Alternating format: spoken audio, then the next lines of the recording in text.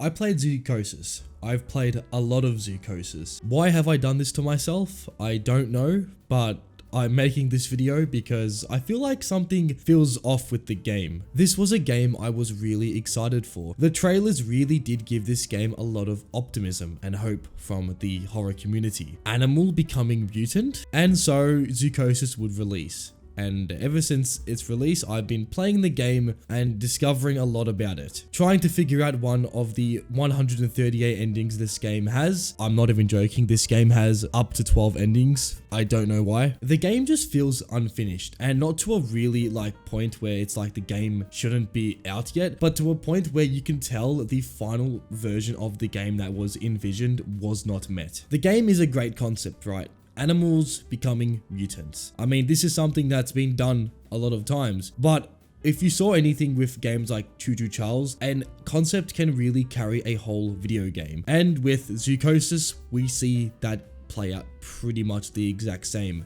A cool concept and a small development team. A lot like Zoochosis, which was actually made by one person. So why would I mention this? I feel like this game was originally meant to be a lot more broader and bigger, but the final product ends up being kind of underwhelming. And let's get into why that's the case. First of all is the gameplay. I'm going to quickly go through what this game pretty much consists of. You, the Nightkeeper Paul Connolly, sign an NDA. The NDA being that you have to perform the night guard activities at this zoo, which apparently pays like $100,000 a year, which already sounds absurd. But when you mix in with what actually is in the zoo, I mean, it makes pretty much sense why it's so expensive to work in this place. Our boss, who's named Doc, is pretty much a psychopath. This guy is straight up evil. He does some really dark shit. But why the hell am I bringing this up? Because an NDA is pretty much the only reason why we stay in the zoo. However, the shit in the zoo is clearly illegal. Grinding a human being into a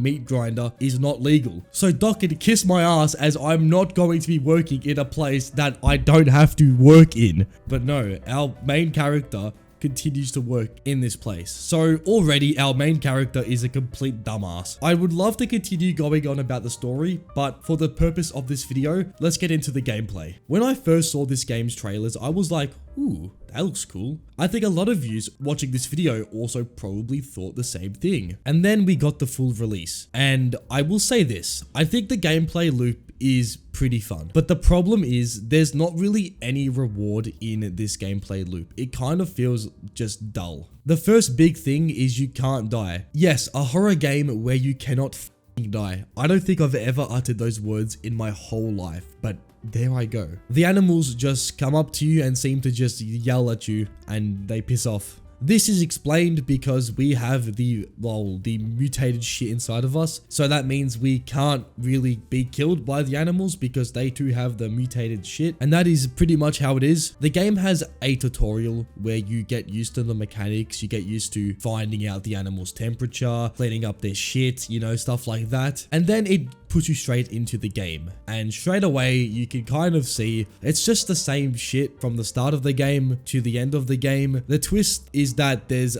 like a kind of progression as your character gets into the night more and more. You get more sick, you get these like blue veins sticking out of your arms and hands, and it's like really disgusting. But the game stays the same. The difficulty does not ramp up. And I don't know about you, but that's kind of boring. All I had to do was just give the animal more health bars. I mean, that would have already made the game somewhat harder. But no, the animals have the same amount of hearts. So as you get later and later into the game, the mutated animals are just the same. The whole gameplay loop is you have to find the symptoms of the animals, and when you find them, you have to go to the vet medicine bay or whatever the f it's called. Here you have to find what the animal is experiencing and connect it to a disease. After this, you go to the enclosure where the animal mutates, and then you have to shoot the animal with the correct syringe, and then you beat the section. Most of the time, you'll be shooting the mutated animal with a lethal injection, but there's also a kind of way you can heal the animal. However, you have to do a little bit of digging to figure out how to do this. You have to open up CJ's locker, and I kid you not, this took me over 10 hours to figure out. Don't even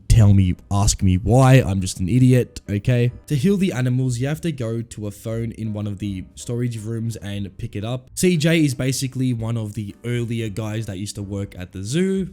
He's dead now. But anyways, you get the locker code and you can open up CJ's locker. Easy stuff. Well, it took me 10 hours, but easy enough, right? This then gives you access to all these secret recipes where you can actually heal the mutated animal. Anyways, back to before, pretty much the gameplay loop stays the same throughout the whole duration of the game, so no matter where you are, it's basically the same. And did I mention this game is extremely short? Like, you pretty much go to 3 enclosures and after that the game just ends randomly. Doc just comes back to the place and just tells you, yup, you're getting fed to the mother. All in all, the game pretty much just gives you half the shit and then ends randomly. I mean, it would have been nice if you could have gone to every enclosure and had the game be a little bit more thought out, but I guess the replayability is giving this game an edge over other games. Well, that's kind of not really the case because the replayability factor is you get access to 4 new animals, and if you didn't know before, they're the same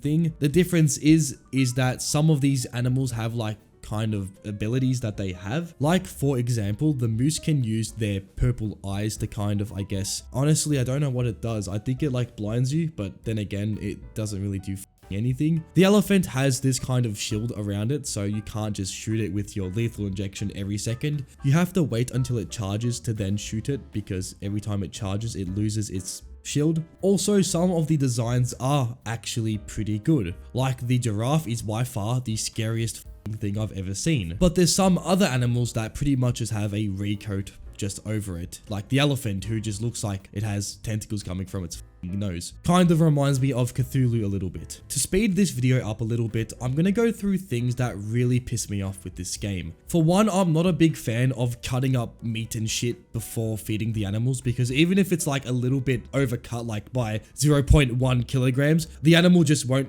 eat it. You know, it's a bit annoying, but it's not that big of a deal. Another one is healing the animals. To heal the animals, you're going to need to get animal blood. And to do this, you need to go to the animal and use one of your syringes. The problem is some of these animals won't stop moving, and this is even more worse when you actually start the boss fight. Having a boss running around the whole area and having to shoot it with a tranquilizer is actually my kryptonite, and sometimes the tranquilizer won't even work. Sometimes, if you were unlucky, shooting the mutated animal with the tranquilizer just makes it run around a lot and then won't do anything, and then what happens is all the other animals get eaten and you fail the enclosure, so it makes you question your whole existence. Another thing that pisses me off is the exploration. The game has just 8 areas that are divided into different enclosures, and they pretty much all have one storage room that have multiple of these like vials which you can grab and use to make more syringes to heal more animals. The thing with this is there's not really a point of doing this, as Doc sends you like a billion fucking vials every night or every hour, so there's not really a point of collecting more vials and exploring the actual place itself. There's not really much to explore anyways, but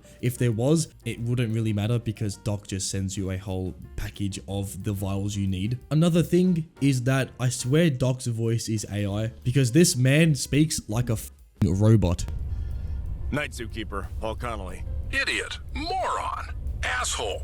What the hell did you To the voice actor that may have done Doc's voice, I'm not trying to just say that they did a bad job, because the voices in this game, although they're not really done the best, they're not albeit that bad, but I do think there's room for improvement with the delivery of some of Doc's lines, and this goes the same for Sarah, another character in the game. I just think the voice acting definitely could have been better. Like, sometimes I kind of wish that I just put Sarah into the blender at the beginning of the game, but you know, is what it is. And by far the worst crime this game makes is the one thing that every good horror game has: a final boss fight. I understand that not all horror games kind of need a final boss. Like, it would have been kind of cool. I mean, it would have been cool if you could have actually versed the mother in a final boss fight. Like, the design itself for the mother looks pretty cool, but to not actually be able to verse the creature is really a wasted opportunity. There's all this build up, and then the ending's just this really shitty cutscene, and it's like, yeah, that was pretty anticlimactic.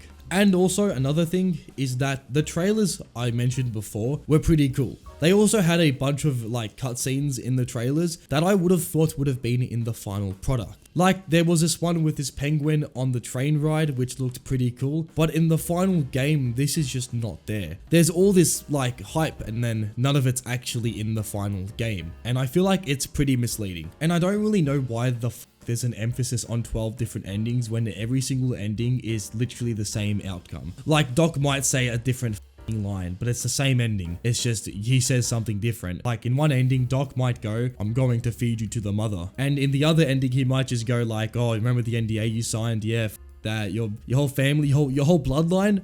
Yep, that's it. That's done." And our character as well is pretty dumb in that he says yes to every possibility this game has to offer. Like, the guy is vomiting out shit and just continues operating in the place. Like, I don't understand this game's storytelling. I guess the guy's infected and needs to find the cure. But like, why is everyone in this game so dumb? Because as I mentioned before, the NDA doesn't apply because the shit you're doing in the zoo is borderline illegal. So if our character had 10 brain cells, he could have figured out that this was the case and could have left Doc's fat ass back in the zoo. But I guess not. I guess Doc's gonna drift out in his Lamborghini and continue tormenting people as he continues to force feed these NDAs up people's mouths. This game is not a bad video game, by no means. Is it unfinished and potentially not deserving of your 35 Australian dollars? Probably. But is it a bad video game? I think there's some value this game has to offer, but I do feel that if they just spent more time on this video game, it could have been a lot more. And that is why I made this quick little rant video.